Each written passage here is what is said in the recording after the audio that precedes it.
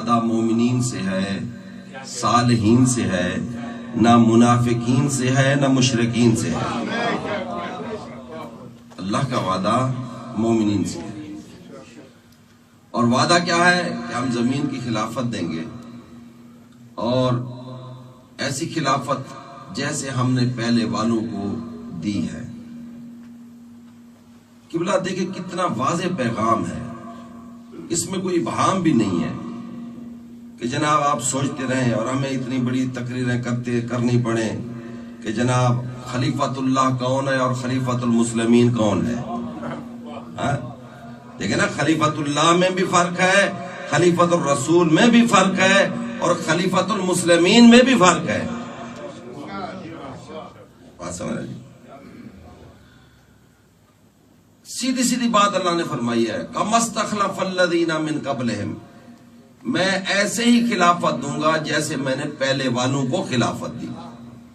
تو آپ پہلے والے دیکھ لیں، اگر وہ معصوم ہے تو یہ خلافت بھی معصوم کو ملے گی، اگر وہ غیر معصوم ہے تو یہ بھی امیدوار بن جائے غیر معصوم۔ ٹھیک ہے؟ اور دوسری اہم بات ہے قبلہ میں آپ کو یہاں پہ بتاؤں، یہ آیت سورہ نور کی آیت ہے، اور اس آیت، یہ جو آیت استخلاف اس کو کہا جاتا ہے، یہ ہمارے اہل سنت بھائی کبھی بھی اس کو دلیل نہیں بنائیں گے۔ اسی لیے اس کی دلیل کیا ہے؟ یہ دلیل ہے کہ ان کے ہاں یہ نظریہ ہے ہی نہیں ہے کہ امامت یا خلافت منصوص من اللہ ہوتی ہے۔ میری بات سمجھ گئے؟ بھی اللہ کہہ رہے نا میں دوں گا، بھی ان کے ہاں تو عقیدہ ہی یہی ہے کہ اللہ کا کام ہی نہیں ہے دینا۔ اب ذرا سمجھے اس بات کو، لہذا اس آیت کو وہ دلیل نہیں بنا سکتے، اور نہ ہی سقیفے میں بنائی گئی ہے۔ اب مطالعہ کر رہے آپ، بے شک کسی بھی ہمارے بھائی سے پوچھ لیں کہ کیا جو دلائل دیے گئے وہاں کہ ہم زیادہ حقدار ہیں خلافت کے، یا ہم زیادہ حقدار ہیں خلافت کے، قریش کی بھی دلیل دی گئی، مہاجرین کی بھی دی گئی، مسلمین اولین کی بھی دی گئی، جو بھی دلیل آپ بنا لیں، لیکن یہ نہیں کہا گیا کہ قرآن میں آیت استخلاف آئی ہے وہ ہمارے حق میں آئی ہے۔ بات سمجھ رہے ہیں؟ دوسرا، اس خلافت سے مراد قبلہ کوئی خلافت کرسی نہیں ہے، یہ ذہن میں رکھے آپ۔ یہ جو خلافت ہے باقاعدہ کوئی کرسی نہیں ہے، یہ خلافت اصل میں ولایت تکوینی ہے، جس کا بار بار اللہ فرماتا ہے کہ میں دے کے رہوں گا، ہر صورت دے کے رہوں گا، اور یہ چھن جانے والی چیز بھی نہیں ہے۔ بات سمجھ رہے؟ کتنی آسان سے میں کوشش کر رہا ہوں کہ آسان سے آسان الفاظ میں آپ کو سمجھاؤں۔ یہ ولایت تکوینی، ولایت تکوینی وہ چیز ہوتی ہے، وہ طاقت ہوتی ہے کہ انسان اللہ کے سوا، اللہ کی کوئی مخلوق اس کو عاجز نہیں کر سکتی جس کے پاس ولایت تکوینی ہو۔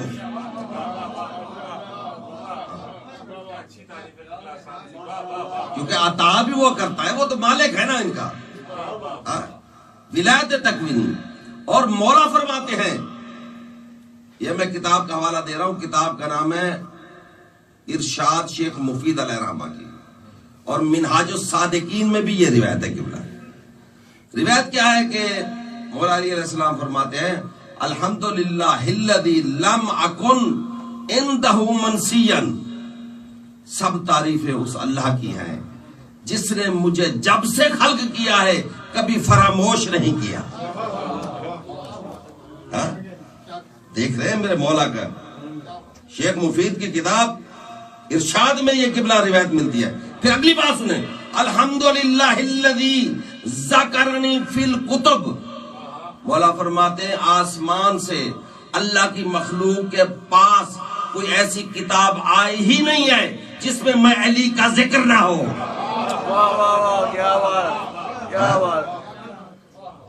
کیا کہنا جی اس علی کا، ہم کیا فضائل بیان کریں جس کا ذکر ہی عبادت ہے، قبلہ ذکر عبادت۔ ہم اگر بات کرتے ہیں کہتے ہیں جی علی کو خدا کہتے ہیں، ایک شعر کا مجھے جملہ قبلہ یاد آ گیا ہے، کہتے ہیں کہ قالوا علی اعلی، قالو علی اعلیٰ، لوگ کہتے ہیں کہ علی کا معنی اعلیٰ ہے. قلت لا، میں کہتا ہوں نہیں، علی کا معنی اعلیٰ نہیں ہے. قالو علی اعلیٰ، علی کا معنی اعلیٰ ہے. قلت لا، میں کہتا ہوں نہیں، بلکہ ان الاعلیٰ بعلی اعلیٰ، میں کہتا ہوں یہ جو بلندی ہے یہ بھی علی کے صدقے میں بلند ہے.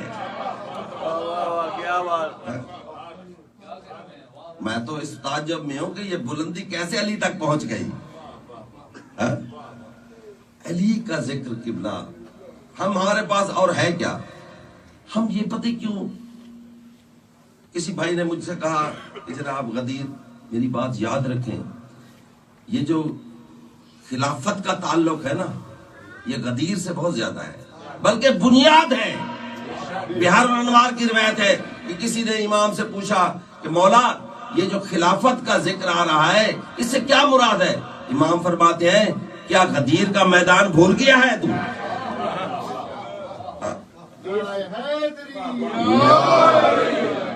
کیا غدیر کا میدان بھول گیا ہے تو غدیر کیا ہے؟ دیکھیں نا، کہتے ہیں کہ ایک مجلس ہونا، کوئی بھی مجلس ہو آپ لے لیں، اس کا ایک بانی ہوتا ہے قبلہ، ٹھیک ہے، ایک مقرر ہوتا ہے، ایک عنوان ہوتا ہے، ایک میدان ہوتا ہے، ایک اعلان ہوتا ہے، اور پھر نیاز ہوتی ہے. ایسے نا جی،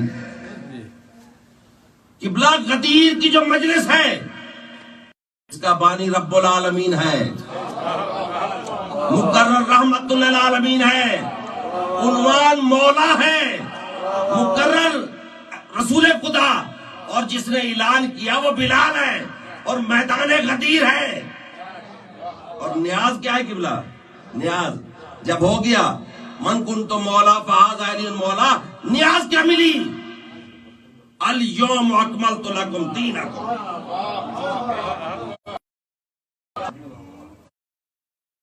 کتنے دفعہ؟ 365 دفعہ. اور یہ قرآن کوئی حادثاتی کتاب نہیں ہے کہ اچانک ایسے آ گیا 365، اس میں کوئی راز ہوگا. بھئی غدیر میں بھی الیوم، اور قرآن میں بھی 365 دفعہ الیوم. اس کا مطلب ہے آپ روزانہ علی علی ہونی چاہیے.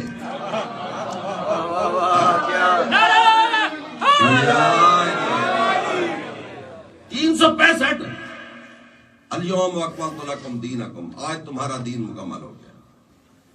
تمہارا دین، اتممت علیکم نعمتی، اور میری نعمت تمام ہو گئی ہے. میرا حبیب دین تیرا ہے، نعمت میری ہے. ولایت علی سے دین تیرا مکمل ہوا ہے اور نعمت میری بھی تمام ہوئی ہے. یعنی اللہ کی نعمت کا نام ہے علی. خدا کی قسم، اللہ کی نعمت. اور آج میں راضی ہوا ہوں کہ تمہارا دین اسلام ہو. میں کہتا ہوں پہلے لا الہ الا اللہ تھا، دین مکمل نہ تھا. محمد رسول اللہ تھا، دین مکمل نہ تھا.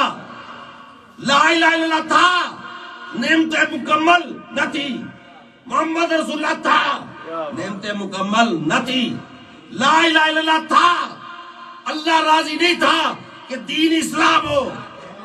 محمد رسول اللہ تھا، اللہ راضی نہ تھا کہ دین اسلام ہو. ادھر علی ولی اللہ آیا، اللہ راضی ہو گیا.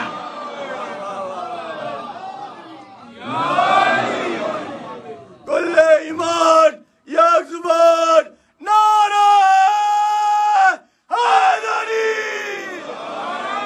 حیدری، حیدری.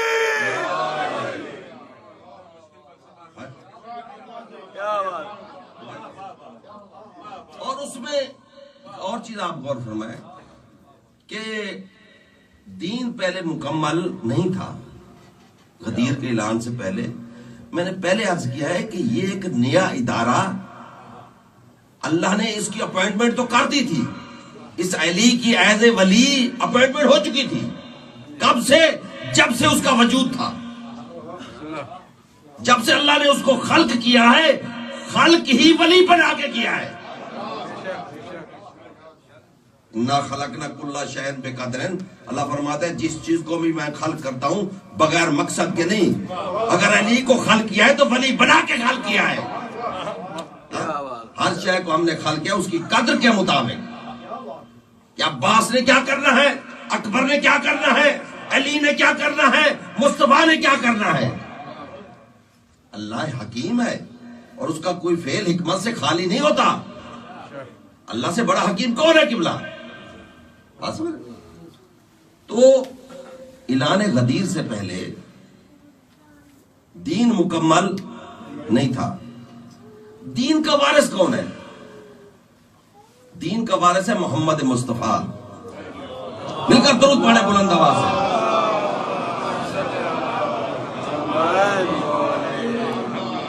دین کا وارث کون ہے؟ جیسے اسی آیت میں اگر آپ غور کریں، الیوم اکملت لکم دینکم، لکم تمہارا دین.